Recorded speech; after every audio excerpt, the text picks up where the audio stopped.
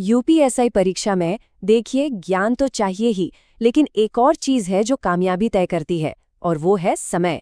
आज हम टॉपर्स की उसी टाइम मैनेजमेंट स्ट्रैटेजी को समझेंगे जिससे स्कोर में अच्छा खासा उछाल आ सकता है। तो चलिए शुरू किया जाए। तो सबसे पहले ये समझ लीजिए, सामने होंगे कुल 160 प्रश्न और इन 160 सवालों को हल करने के लिए मिलेंगे सिर्फ 120 मिनट। जी हाँ, यानी हर सवाल के लिए 1 मिनट से भी कम। तो ये सिर्फ ज्ञान की परीक्षा नहीं, बल्कि ये तो टाइम मैनेजमेंट का असली टेस्ट है। तो सबसे बड़ा सवाल यही है कि समय के खिलाफ इस दौड़ को कैसे जीता जाए। एक ऐसी रणनीति कैसे बने जिससे न सिर्फ पेपर पूरा हो, बल्कि स्कोर में भी 20 से 30 नंबरों की सीधी बढ़त मिले। आज इसी का जवाब ढूंढेंगे। तो चलिए सबसे पहले उन बड़ी गलतियों की बात करते हैं जिनमें ज्यादातर उम्मीदवार फंस जाते हैं। ये वो 3 आम गलतियां हैं जो कीमती समय और नंबर दोनों बर्बाद कर देती हैं। पहली गलती, मैथ्स जैसे मुश्किल सब्जेक्ट से शुरुआत करना। ये न सिर्फ कीमती वक्त खाता है, बल्कि आत्मविश्वास भी गिला देता है। दूसरी गलती, शुरू में ही सारे 160 प्रश्न पढ़ने बैठ जाना, जिससे बेवजह मिनट बर्बाद होते हैं। और तीसरी और सबसे बड़ी गलती, ओएमआर शीट को बिल्कुल आखिर के लिए छोड़ देना, जो घबराहट में गलतियों की सबसे बड़ी वजह बनता है। तो सवाल ये है कि फिर सही तरीका क्या है। अब बात करते हैं उस ब्लूप्रिंट की, उस टॉपर के अटैक प्लान की जिसका इस्तेमाल कामयाब उम्मीदवार करते हैं।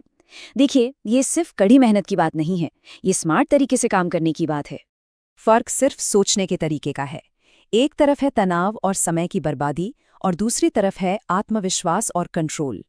टॉपर्स जो हैं वो समय के खिलाफ दौड़ते नहीं, बल्कि उसे कंट्रोल करते हैं। और इसकी शुरुआत होती है सही चीजों को प्राथमिकता देने से। ये पूरी रणनीति 3 हिस्सों में काम करती है।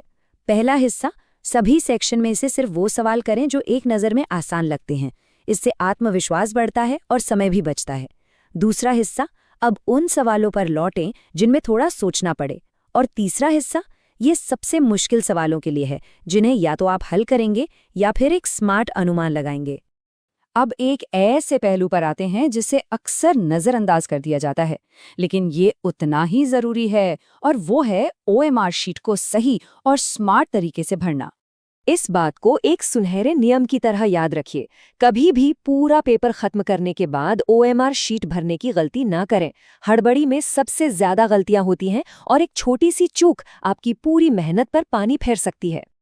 तो इसका सबसे सुरक्षित उपाय है, जिसे हम बैचिंग विधि कह सकते हैं।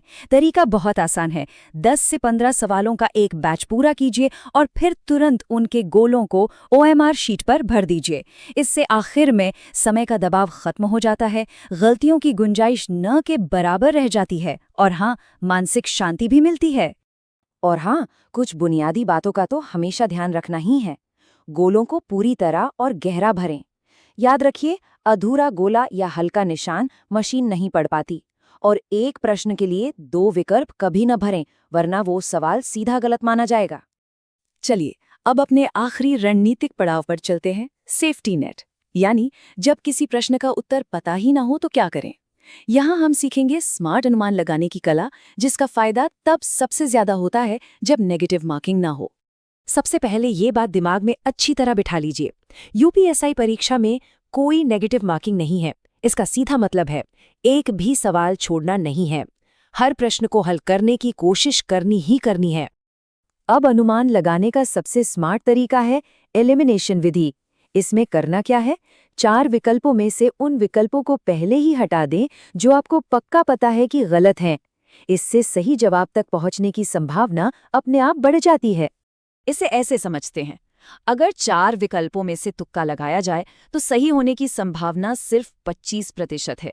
लेकिन अगर सिर्फ 2 गलत ऑप्शन भी हटा दिए जाएं, तो ये संभावना सीधी डबल होकर 50% हो जाती है। ये एक छोटा सा कदम स्कोर में बहुत बड़ा अंतर ला सकता है। लेकिन तब क्या करें जब कोई भी ऑप्शन गलत ना लगे? ऐसी हालत में बचे हुए सभी सवालों के लिए कोई एक ही विकल्प, जैसे कि बी या सी, चुन लेना एक समझदारी का काम हो सकता है। ये सुनने में शायद थोड़ा अजीब लगे, लेकिन बेतरतीब ढंग से अलग अलग विकल्प चुनने से तो ये कहीं बेहतर है कि एक ही ढर्रे पर चला जाए। संभावना के हिसाब से इससे सही होने के मौके बढ़ जाते हैं। तो इन सभी रणनीतियों का असली लक्ष्य क्या है?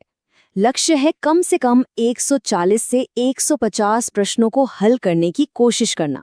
ये वो संख्या है जो चयन की संभावनाओं को सबसे ज्यादा बढ़ा देती है। तो आखिर में ये सवाल सोचने वाला है, क्या सफलता सिर्फ किस्मत का खेल है या फिर एक सोची समझी रणनीति का नतीजा?